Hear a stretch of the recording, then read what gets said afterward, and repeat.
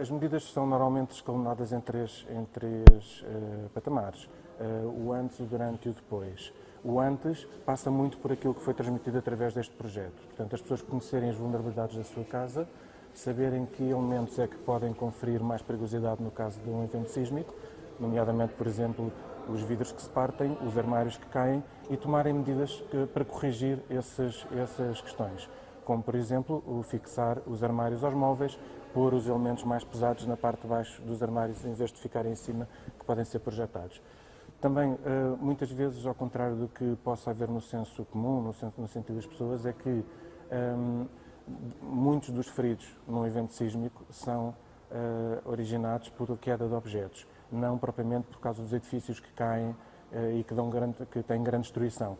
Isso passa facilmente na comunicação social, as pessoas veem e ficam muito sensibilizadas pela grande destruição, mas há todo um número de feridos por trás disso, que são pessoas que as suas casas não sofreram grandes danos, mas elas ficam feridas pela queda de objetos. Daí ser muito importante em que as casas estejam preparadas por forma a salvaguardar a situação.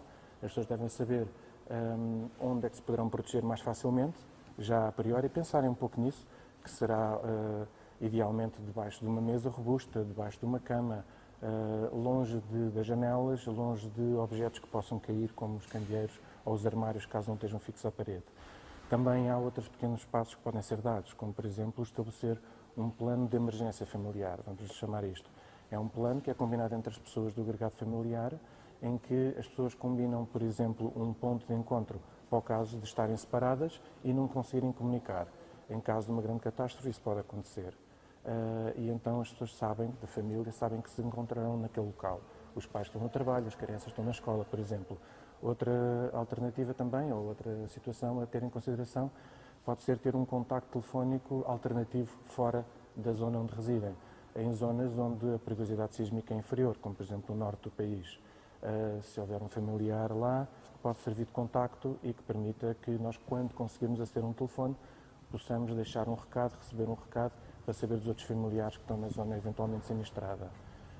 Uma última questão também importante é ter um kit de emergência familiar. Esse kit de emergência familiar não é nada milagroso, é um conjunto de coisas que nós temos em casa no dia a dia, alimentos, uma lanterna, eventualmente um extintor, roupa, calçado. De preferência ter algumas dessas coisas guardadas numa pequena mochila perto da porta, em que se a pessoa estiver em casa possa pegar e sair. Ter cópias de documentos, por exemplo, alguma alimentação, água, medicamentos para o caso de pessoas com doenças crónicas, diabéticos, por exemplo, ou asmáticos, ou outros. E esses elementos do kit de emergência, basicamente o que servem é para que nós possamos fazer face às dificuldades da catástrofe nos primeiros dias, até primeiros 2 a 3 dias, até se organizar o socorro, tanto na cidade como o socorro que possa vir de fora para ajudar.